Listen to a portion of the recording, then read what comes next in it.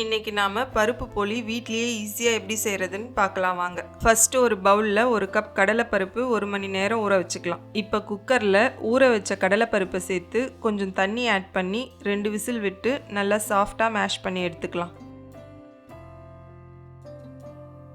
இப்போ ஒரு பவுல்ல ஒரு கப் மைதா மாவு, ஒரு கப் கோதுமை மாவு, 1 ஸ்பூன் ஆயில், 1/4 ஸ்பூன் மஞ்சத்தூள், ஒரு பிஞ்ச் உப்பு, தேவையான அளவு தண்ணி சேர்த்து சப்பாத்தி மாவு மாதிரி நல்லா பிசைஞ்சு எடுத்து வச்சுக்கலாம்.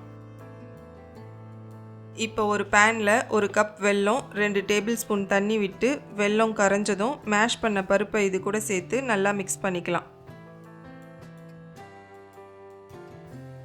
கூடவே 1/2 ஸ்பூன் ஏலக்காய் பொடி, ஒரு பிஞ்ச் உப்பு சேர்த்து கலந்து விட்டு இந்த அளவு திக்கானதும் கேஸ் ஆஃப் பண்ணி ஆற வச்சுக்கலாம்.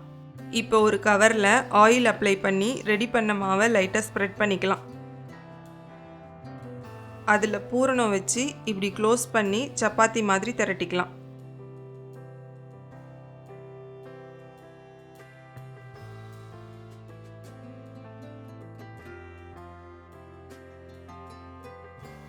இப்போ தோசை தவால உங்களுக்கு தேவையான அளவு கீ அப்ளை பண்ணிக்கலாம். நான் இன்னைக்கு கம்மியாக தான் அப்ளை பண்ணியிருக்கேன். இப்போ 2 பக்கமும் மீடியம் ஃப்ளேமில் வேக வச்சு எடுத்தால் டேஸ்டியான பருப்பு போலி ரெடி.